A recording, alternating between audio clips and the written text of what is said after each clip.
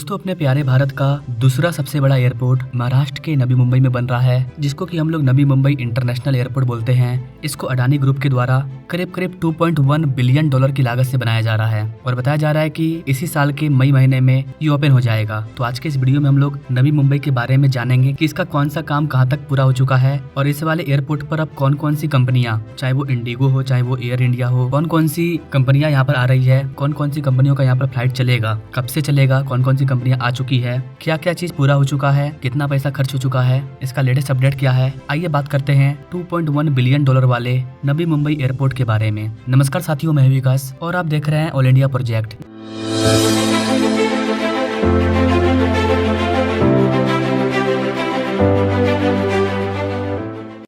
Now directly come to the point guys, Bharat की कम लागत वाली विमान सेवा कंपनियां नवी मुंबई हवाई अड्डे की ओर कदम बढ़ाएगी। अरबपति गौतम अडानी द्वारा विकसित यह वाणिज्यिक राजधानी का दूसरा बहुप्रतीक्षित हवाई अड्डा है, जिसका मई में उद्घाटन होना तय है। मामले से परिचित के अकॉर्डिंग भारत की सबसे बड़ी एयरलाइन इंडिगो अपने परिचालन का कुछ हिस्सा नए हवाई अड्डे पर स्थानांतरित करेगी, जो की पहचान उजागर नहीं करना चाहते थे। लोगों ने बताया कि टाटा समूह की कम लागत वाली एयरलाइन एयर इंडिया एक्सप्रेस और छोटी प्रतिद्वंदी स्पाइसजेट और आकाशा भी अपने सभी परिचालन को स्थानांतरित करने के लिए बातचीत कर रहे हैं। लोगों का यह भी कहना है कि एयर इंडिया लिमिटेड की पूर्ण सेवा वाली एयरलाइन अभी मौजूदा हवाई अड्डे से परिचालन जारी रखेगी, लेकिन अपने घरेलू परिचालन का ज्यादातर हिस्सा नवी मुंबई में स्थानांतरित करेगी, जो कि मुंबई के भीड़भाड़ वाले मौजूदा हवाई अड्डे से लगभग 22 मील दक्षिण पूर्व में है। यहाँ पर कैसे आपको बता दें कि अडानी समूह का नया 2.1 बिलियन डॉलर का हवाई अड्डा 21 मिलियन लोगों की विशाल आबादी वाले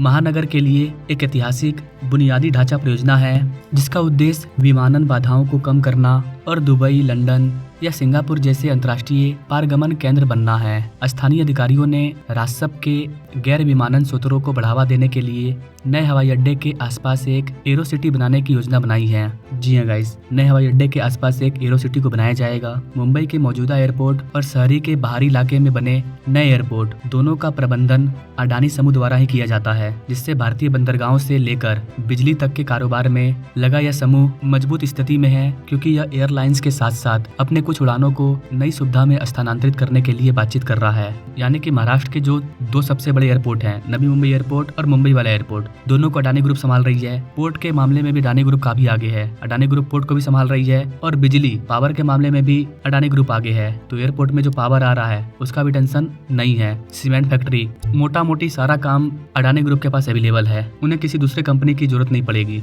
और अब अडानी ग्रुप एयरलाइंस के साथ साथ कुछ उड़ानों में भी अपनी नई सुविधा स्थानांतरित करने की बातचीत कर रही है। यहाँ पर गाइस आपको बता दें कि अडानी समूह एयर इंडिया, इंडिगो, स्पाइसजेट और आकाशा के प्रतिनिधियों ने टिप्पणी के लिए ईमेल किए गए अनुरोध का तुरंत जवाब नहीं दिया। यहाँ पर गाइस आपको बता दें कि एयर इंडिया, इंडिगो, स्पाइसजेट, आकाशा ये सब बहुत बड़ी बड़ी कंपनी है। ये लोग वैसे जगह पर ही जाते हैं जहाँ पर लगता है कि उनका कमाई होगा। अब वो अपना फ्लाइट उतारेंगे, मान लीजिए एयर इंडिया आई, इंडिगो आई, तो वो अपना बहुत सारा पैसा यहाँ पर इन्वेस्ट करेंगे, लेकिन अगर वहाँ पर एयरपोर्ट नहीं चला तो उनको प्रॉब्लम हो जाएगा। अब आप बोलोगे भाई नवी मुंबई तो बहुत बड़ा एयरपोर्ट है, भारत का दूसरा सबसे बड़ा एयरपोर्ट है। यस है, बट अभी नई सुविधा और शहर के दो हवाई अड्डों के बीच हाई स्पीड परिवहन लिंक की कमी है। लोग आएंगे कैसे वहाँ पर? खासकर मुंबई जैसे उच्च यातायात वाले महानगर में यात्रियों और पारगमन यात्रियों को लुभाने में अडानी समूह के लिए एक बड़ी चुनौती है। मुंबई वालों को कैसे नवी मुंबई में शिफ्ट किया जाए, कैसे लोग मुंबई एयरपोर्ट ना जाकर के नवी मुंबई एयरपोर्ट को चूज करें। दोनों हवाई अड्डों के बीच एक मेट्रो लाइन की योजना बनाई जा रही है, लेकिन इसमें कुछ साल लगेंगे। इस पर मैंने वीडियो डाला है। नवी मुंबई एयरपोर्ट और मुंबई एयरपोर्ट के बीच में मुंबई मेट्रो लाइन 8 पर काम चल रहा है और इसके लिए अभी लैंड के सर्वेक्षण का काम चल रहा है, लेकिन इस वाली लाइन को ओपन होने में 27-28 हो सकता है 30 आ जाए, काफी टाइम लगेगा इस पर, लेकिन हाँ मेट्रो पर काम चल रहा है। सभी एयरलाइनों के अधिकारियों ने कहा कि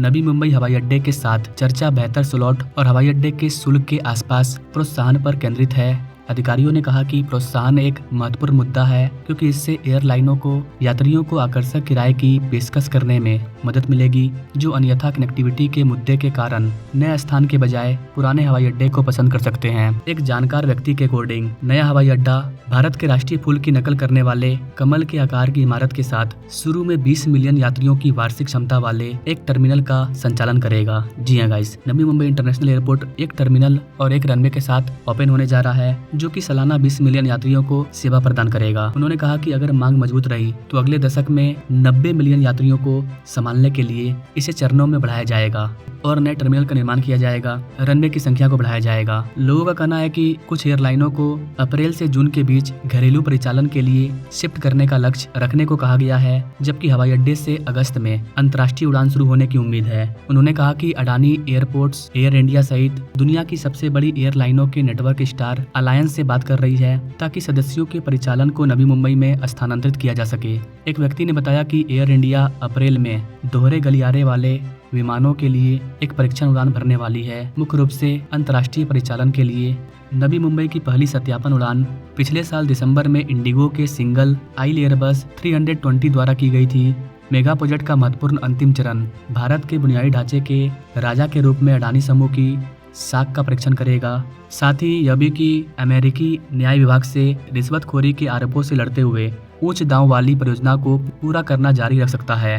देखिए गाइस, नवी मुंबई एयरपोर्ट को अडानी ग्रुप के द्वारा बनाया जा रहा है और अडानी ग्रुप पर अभी हिडनबर्ग के द्वारा जो रिपोर्ट निकाला गया था उससे अडानी ग्रुप की कंपनी का शेयर काफी ज्यादा गिर गया था। Hindenburg Research, the firm that wiped over $100 billion of the Adani Group's market value in 2023, has announced its closure.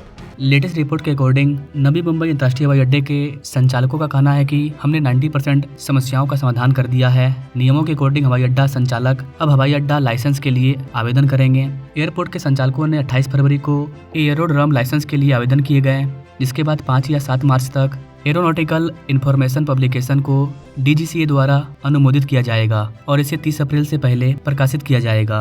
AIP DGCA द्वारा जारी आधिकारिक दस्तावेज का एक सेट है जो उड़ान संचालन के लिए महत्वपूर्ण जानकारी प्रदान करता है। अधिकारियों का कहना है कि AIP प्रकाशित होने के बाद हवाई अड्डा चालू हो जाएगा। उन्होंने कहा कि NMIA 15 मई से परिचालन शुरू करने के लिए हवाई अड्डे के लाइसेंस के लिए आवेदन करेगा। NMIA एक ग्रीनफील्ड हवाई अड्डा है जो भीड़भाड़ वाले मुंबई के छत्रपति शिवाजी महाराज अंतर्राष्ट्रीय हवाई अड्डे पर बोझ को कम करने में मदद करेगा, जो कि एकल रनवे हवाई अड्डा है। चरण 1 टर्मिनल भवन की क्षमता 20 मिलियन यात्री प्रति वर्ष है। नवी मुंबई अंतर्राष्ट्रीय हवाई अड्डे से 10 से 12 मिलियन प्रति वर्ष यात्रियों को संभालने की उम्मीद है, जिसमें लगभग 9 मिलियन घरेलू और 3 मिलियन अंतर्राष्ट्रीय यात्री होंगे। हवाई अड्डे के टर्मिनल 2 की क्षमता 30 मिलियन PPA की होगी और इसके 2028 के अंत तक चालू होने की उम्मीद है। मतलब एक तरफ मई के महीने में ये एयरपोर्ट ओपन होगा। रिपोर्ट के अकॉर्डिंग ओपन होने के बाद भी इस पर काम चलते रहेगा और इसका जो टर्मिनल 2 है वो 2028 के लास्ट तक ओपन होगा ना। ओवरऑल देखा जाए तो नवी मुंबई एयरपोर्ट लगभग बनकर के तैयार हो चुका है। एयरपोर्ट का उद्घाटन 17 अप्रैल को होगा, लेकिन पैसेंजर सर्विस मई में स्टार्ट होगी। वहीं मुंबई की उड़ानें नवी मुंबई में स्थानांतरित की जाएगी, लेकिन भारत की सबसे बड़ी एयरलाइन इंडिगो नवी मुंबई की हवाई अड्डे पर शिफ्ट कर सकती है। तो मार्च का महीना स्टार्ट हो चुका है, 1 से 1.5 महीने के अंदर इसका उद्घाटन हो जाएगा। अगर आप जानना चाहते हैं कि नवी मुंबई में कौन कौन सा एग्जैक्ट वर्क पूरा हो चुका है और कौन कौन सा काम जारी है, तो आप कमेंट करना, उस पर मैं अलग से एक अपडेटेड वीडियो ला दूंगा कि कहाँ पर कौन सा काम पूरा हो गया है और किसका कितना काम बचा हुआ है। साथ ही अगर आप जानना चाहते हैं कि नवी मुंबई को बाकी एरिया से जोड़ने के लिए कौन कौन से एक्सप्रेसवे, हाईवे, ट्रेन